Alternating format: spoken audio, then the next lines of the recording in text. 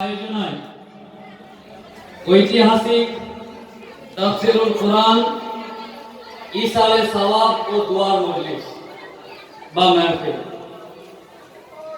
এই আয়োজনে সম্মানীয় উলামায়ে কেরাম এবং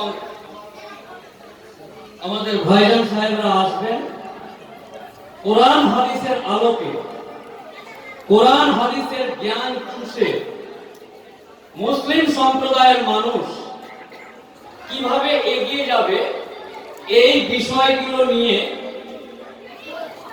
পীরজাদা সাফির সিদ্দিকী ভাইজান আসবেন,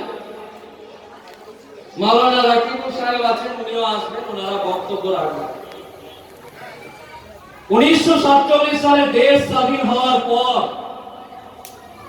যে অবস্থা ছিল, 74 বছর স্বাধীনতার পতাকা তোলার পর আজকের বর্তমান ভারতের অবস্থা তেমন নেই। কেউ যেন লেবু টিপে টক টক করে দিয়েছে। এই পরিস্থিতিতে অত্র এলাকার মানুষ বা এই কমিটির যে ভাইরা আমাদের মতন একজন আইন জানা মানুষকে এই পবিত্র মহফিলে আমন্ত্রণ করেছে, তার জন্য হৃদয় থেকে শুকরিয়া জানাই।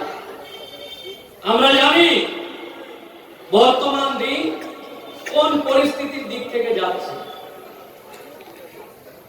আজকে এই সমস্ত আয়োজনগুলো বেশি বেশি করে প্রয়োজন কেন হয়েছে? 1947 সালে যখন দেশ স্বাধীন করে ব্রিটিশের গোলামি থেকে বার করে দেশকে ভারতের হাতে তুলে দিচ্ছে, তখন ব্রিটিশ থেকে খবর পাঠালো যে প্রত্যেকটা জাতের একটা একটা করে মানুষ এসো আর নিজের জাতের ভালো মন্দগুলো আমাদের কাছ থেকে বুঝে নাও, নিয়ে তোমরা গিয়ে দেশ চালাও। যেহেতু এতদিন আমাদের রাজত্বের দেশটা ছিল, তাই আমরা আমাদের ইচ্ছা মতো লাট্টু ঘুরিয়েছি। এইবার স্বাধীন হয়ে যাওয়ার পর যখন তোমাদের সরকার গঠন করে তোমরা চালাবে, তার আগে এক একটা জাতের মানুষ এসো আর নিজের নিজের অধিকারগুলো আমার সামনে বলো, আর আমি মোহর মেরে দিচ্ছি দিয়ে তোমরা চালাও ভারতে গিয়ে। আমার অমুসলিম ভাই অর্থাৎ হিন্দু ভাইয়ের প্রতিনিধি হিসাবে গেল মহাত্মা গান্ধীর, যার টাকাতে ছবি আছে, এবং আমাদের মতো মুসলিম সম্প্রদায়ের প্রতিনিধি হিসাবে মোহাম্মদ আলী জিন্নাহ গেল। একই জল জাহাজে যাচ্ছে দুইজন, আরো অন্যান্য জন্য বৌদ্ধের জন্য সবাই আলাদা আলাদা গেল। যেটা বোঝানোর জন্য বলছি, একই জল জাহাজে দুটোই লোক যাচ্ছে। গান্ধী যাচ্ছে হিন্দুদের জন্য আর মোহাম্মদ আলী জিন্নাহ যাচ্ছে মুসলমানদের জন্য। একই কাজে যাচ্ছে। মোহাম্মদ আলী জিন্নাহ পেপার পড়ছে, টিভি দেখছে, খবর পড়ছে, ফোন করছে, এই করছে, খাতা কলমে লিখছে, আর মহাত্মা গান্ধী নাকে তেল দিয়ে ঘুমাচ্ছে। একই জলজাহাজ, রিপোর্টাররাও গেছে, সেই যুগের রিপোর্টাররা। তো রিপোর্টাররা জিজ্ঞাসা করছে, একই কাজে দুটো লোক যাচ্ছে, একই জায়গায় একই কাজে একই অফিসে যাচ্ছে, আর একই কাজে যাচ্ছে, আর একটা লোক নাকে তেল দিয়ে ঘুমাচ্ছে, আর আপনারা এত কটবিস করছেন কেন? তখন ওই সাংবাদিককে উত্তর দিয়েছিল মোহাম্মদ আলী জিন্নাহ যে মহাত্মা গান্ধী যে জাতির জন্য যাচ্ছে, যে জাতির প্রতিনিধি হিসাবে যাচ্ছে, সেই জাতির মানুষ যারা, তারা জেগে আছে, তাই তার প্রতিনিধি হিসাবে মহাত্মা গান্ধী নাকে তেল দিয়ে ঘুমাচ্ছে। আর আমি মোহাম্মদ আলী জিন্নাহ, আমি যে সম্প্রদায়, যে জাতটার জন্য, তাদের অধিকার আদায় করার জন্য যাচ্ছে, আমার জাতের মানুষটি শুয়ে আছে, ঘুমিয়ে আছে, নিস্তেজ হয়ে পড়ে আছে। তাই আমি যেহেতু ওই জাতের প্রতিনিধি হিসাবে যাচ্ছি, তাই জেগে যদি কিছু এই ঘুমন্ত মানুষটির জন্য আনতে পারি, তাই এত জেগে পেপার পত্রিকা পড়ে খোঁজ খবর নিয়ে ব্রিটিশের কাছ থেকে ছিনিয়ে নিতে। আজকের যে অবস্থা, বর্তমান দিনে জগৎ স্কুল, এই মসজিদের পাশে যে আয়োজন, এই মানুষটির কেউ চেহারা দেখে, এই মানুষটির চেহারা সরল সাদাসিধে প্রকৃতির মানুষ, অনেক মানুষ নয়, গোটা বিশ্ব একদিকে চক্রান্ত চালাচ্ছে, মুসলিম সম্প্রদায়ের মানুষ আতঙ্কবাদী। আমি তাদেরকে বলি, এই জগদীশপুরের এই মানুষটির চেহারা দেখে কেউ বা কারা গোটা বিশ্বের মানুষকে আমন্ত্রণ জানায়, আয় দেখে যা জগদীশপুরের মানুষের চেহারাগুলো। এরা আতঙ্কবাদী নয়, যারা বলে আতঙ্কবাদী তার বাপের আতঙ্কবাদী হতে পারে, ওরা আতঙ্কবাদী। কিন্তু এই যে সাদা সিধে মানুষগুলো ৭৪ বছর স্বাধীনতার পতাকা তুলে, আপনারা জানেন বর্তমান দেশের পরিস্থিতি সম্বন্ধে খোঁজ নেই। আপনার চাচাতো ভাইয়ের সাথে ঝগড়া করতে করতে তো আপনার টাইম নেই, দেশের খবর রাখবে। আমি জানি না আমার বক্তব্য কাকে ভালো লাগবে বা কাকে খারাপ লাগবে, কিন্তু একজন সমাজ সচেতন মানুষ হিসাবে, বর্তমান দেশের পরিস্থিতি জানা একজন মানুষ হিসাবে আমার এটা দায়িত্ব। কারণ মৃত্যুর পর যেই দিন মহান সৃষ্টির চর্চার সামনে আমাকে জিজ্ঞাসা করবে সে আল্লাহ রাব্বুল আলামিন, যে তোমাকে 2021 সালে কলকাতা হাইকোর্টের আইনজীবী হিসাবে পাঠিয়েছিলাম, সেই দিন সেই সময়গুলোতে তোমার কমের উপর বিভিন্ন শক্তি আঁচড় কাটার চেষ্টা করেছিল, তুমি কি করেছো? সেই দিন যাতে লজ্জিত না হয়, তাই এই কথাগুলো আমি বলে যাচ্ছি। আপনারা জানেন না বর্তমান দিনে আইনি পরিস্থিতি, আমরা অনেক সময় ভাবি যে রাজনৈতিক দলগুলো হয়তো দেশ চালাচ্ছে তারা শুধু শত্রু না। বর্তমান দেশের জুডিশিয়াল সিস্টেম, বিচার ব্যবস্থা, আপনার মোহর দেওয়া বউটাকে আপনি রাত্রে গিয়ে কতবার আপনার স্ত্রীর সাথে ঘুমাবেন সরকার বলে দিচ্ছে। আসামে বলছে দুটো ছেলে মেয়ের বেশি নিতে পারবেন না, তার মানে কি? আপনারা জানেন না যে বর্তমান দেশে আইনি ভাবে বিচার ব্যবস্থার ভাবে তল কাটা শেষ, জানতে আপনাদেরকে হবে। ৬২ বছরের বাবাজি আপনাকে জিজ্ঞাসা করছে, আপনার কচি ছেলে মেয়েগুলোকে যাদেরকে বর্তমান দিনটাতে রেখে যাবেন, আজকে রাত্রে গিয়ে শুধু ভাবেন যে কোন পৃথিবীটাতে রেখে যাচ্ছে, যে পৃথিবীটাতে একটা মহিলাকে বা একটা মেয়েকে রেপ করছে, ফেসবুকে লাইভ করে দেখাচ্ছে যে দেখো দেখো মরিয়মকে আমি রেপ করছি। রেপ করেও যখন মন ভরে না, গলা টিপে মারছে, মারার পরও যখন মন ভরছে না, তখন শরীরের সমস্ত অঙ্গগুলোকে কেটে কেটে ফেসবুকে দেখাচ্ছে। আর আপনি ভাবছেন সুখে আছে, আমার কি? আমি ৩০০ টাকা দিনে কামাচ্ছি, ৪০০ টাকা দিনে কামাচ্ছি। আমি শুধু ওই বাপজিদেরকে বলছি, যারা ৩ মাস, ১ বছর, ৬ বছর পর মারা যাবে, আপনার ওই কচি ছেলে মেয়ে নাতি পোতাদেরকে কোন পৃথিবীটাতে রেখে যাচ্ছে? আপনার ভূমিকা কি? এগুলো আপনাদেরকে ভাবতে হবে। ভাবার সময় ভেবে কি করতে হবে? লাঠি লাঠি নিয়ে মারামারি করতে হবে না, এই পার্টি ছেড়ে ওই পার্টি করতে হবে না, সজাগ হতে হবে। ময়লা পড়ে দেখতেও দেখতে পারে একটা লোক কোরআনের হাফেজকে পাটসার্কাস স্টেশনে ধাক্কা মেরে ফেলে দিচ্ছে, জগদীশপুরের লোকের কোনো যায় আসে না। ধর ওটা পাটসার্কাস হয়েছে, আমাদের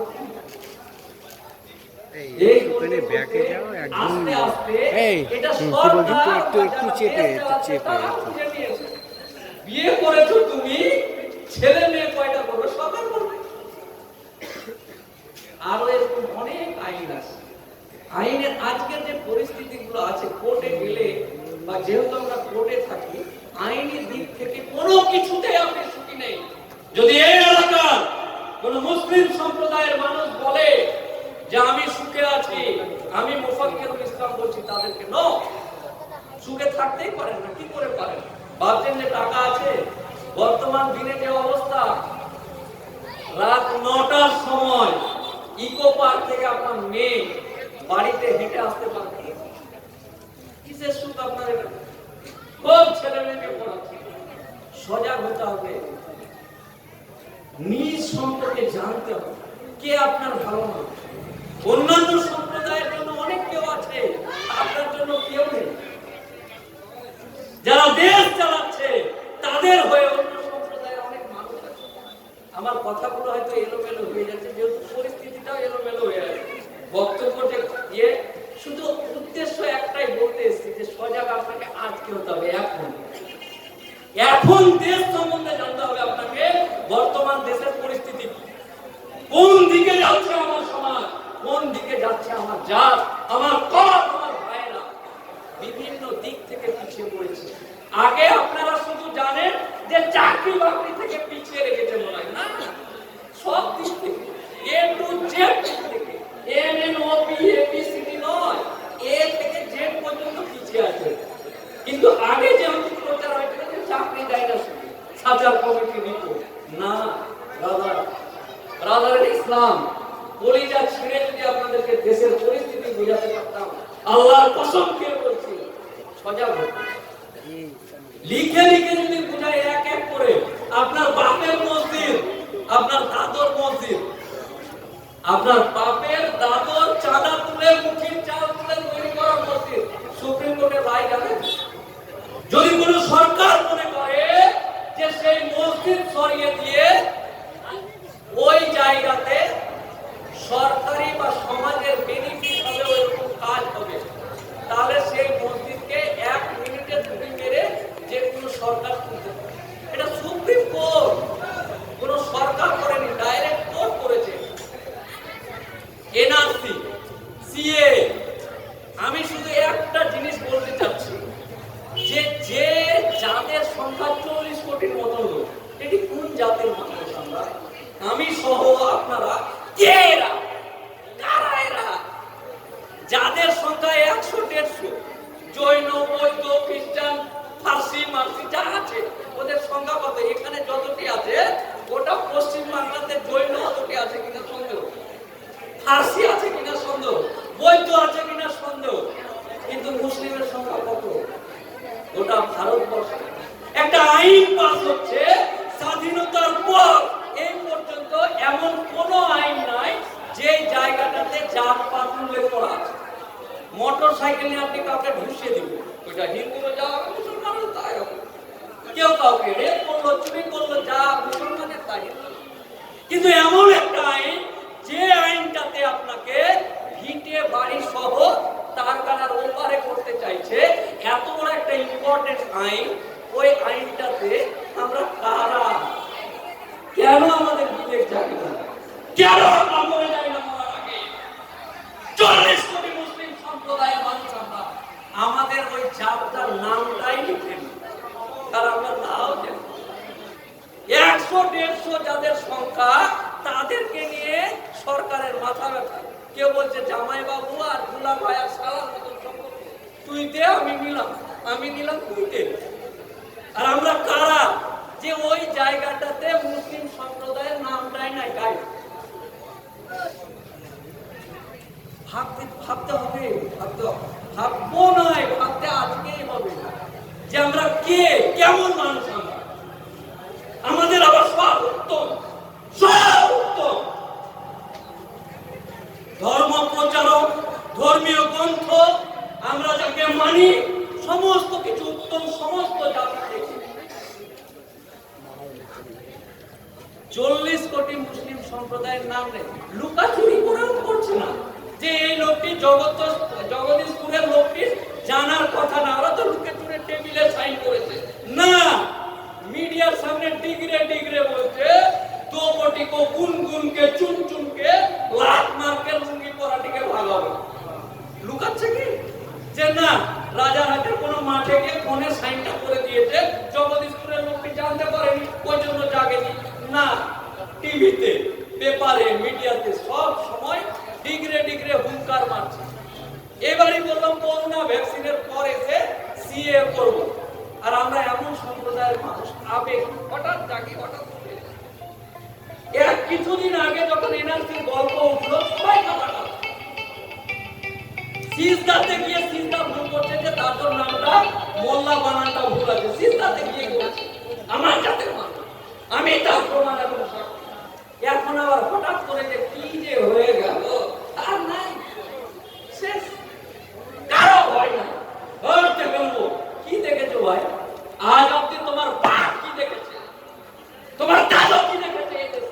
74 বছর স্বাধীনতা হয়ে গেছে, কেউ কিছুই দেখতে পারেনি।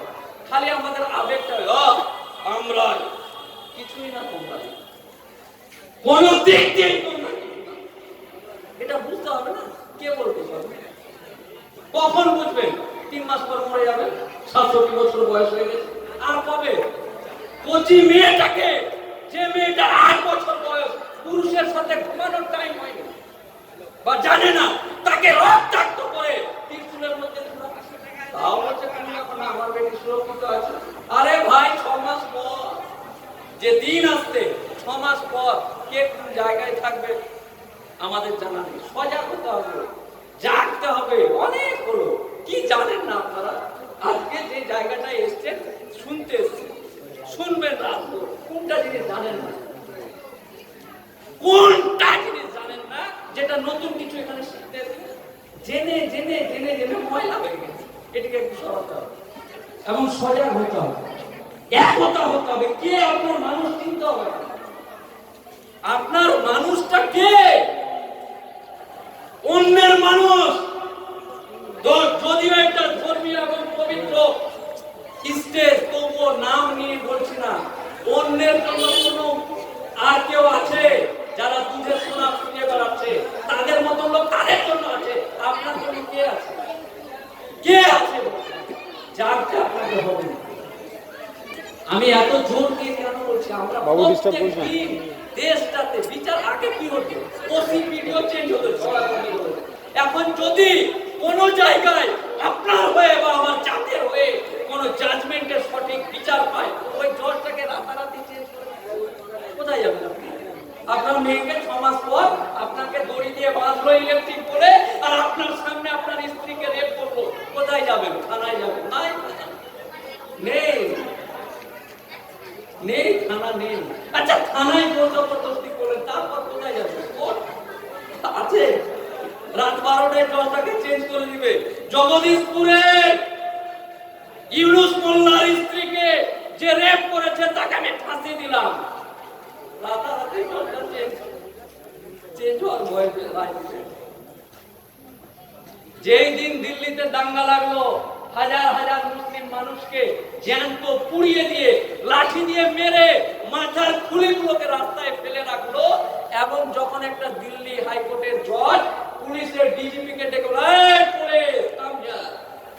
এসো, যাও তাড়াতাড়ি, রাত 12টার সময় অর্ডার দিচ্ছি, যারা এখনো আগুনে জ্বলছে, যাদেরকে ঘরে বন্ধ করে রেখেছে, তাদেরকে বার কর দিয়ে হসপিটালে নিয়ে যাও, ট্রিটমেন্টের ব্যবস্থা করো। যারা বিভিন্ন দিক থেকে অত্যাচারিত হয়েছে, 5 মিনিটের মধ্যে ওদেরকে রেজাল্ট দাও। হ্যালো, তারপরে তিনি জজ পাঞ্জাবে। হ্যালো, বলছি আমি একটু স্যারের প্রোগ্রামে এসেছি, তুই 1 ঘন্টা পরে ফোন কর না ভাই। কতটি উদাহরণ নিলে, কতটি মরিয়া মারা গেলে, কতটি 1 ঘন্টা পরে ফোন আমরা হোয়াটসঅ্যাপে করবো কল। যদি বলেন যে আমি মুফাক্কির ইসলাম মুকিল সাহেব এখানে কেরোসিন দিয়ে গলায় মরে যান, তারপর সজাগ হব,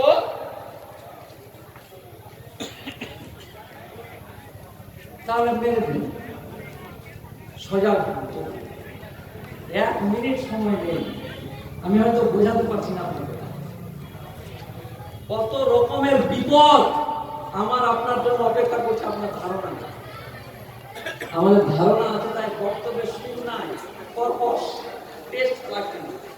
কিন্তু শুধু এইটুকু বলতে এসেছিলাম আপনাদেরকে যে সময় আর নেই, কালকে যাবো না, আজকে এখন আর না পোল্ট্রি মুরগি।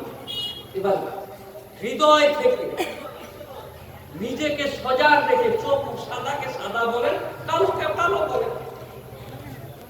মুর্শিদাবাদে বলছে ইউনিভার্সিটি হয়নি। এগুলো রাজনৈতিক বক্তব্য নয়, বর্তমান পরিস্থিতির জন্য বলছি। 74 বছর ধরে কেন হয়নি? আমাকে রিপোর্টার জিজ্ঞাসা করছে, আমার বাপের জন্য হয়নি। অসুবিধা হচ্ছে না? বাপ দাদর 74 বছর আছে, তারা পারেনি বলে ইউনিভার্সিটিটা হয়নি।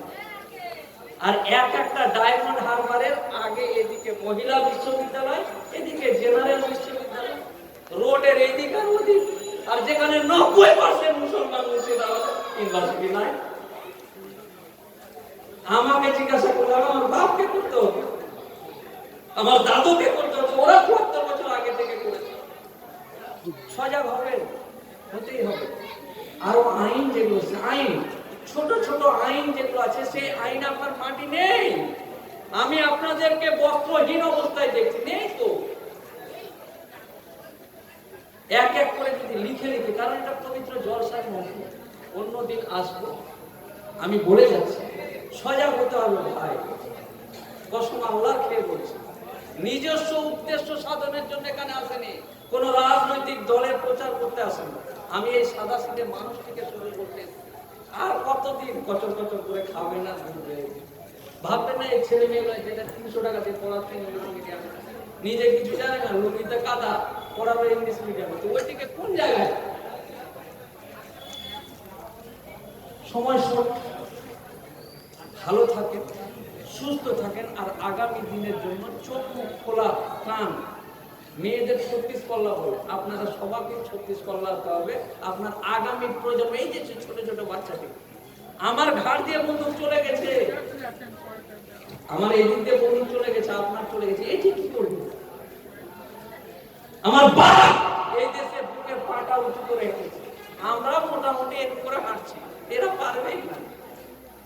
পারবে? পারবে? আপনারাও জানেন যে পারছে না। বিভিন্ন জায়গায় নাম চেঞ্জ করে ঘর ভাড়া নিতে হচ্ছে। এ কোন দেশ? তার জন্য রক্ত দিয়েছিল আমার বাপ দাদারা। আমরা আবেগে সেই দিনও ছিলাম, স্বাধীনতার সময় মারলো, হুইসেল চলে গেল, যুদ্ধ লেগে গেল, ইংরেজ আর ভারত, মুসলমান আগে সব দিয়ে মারপিট করে একাকার।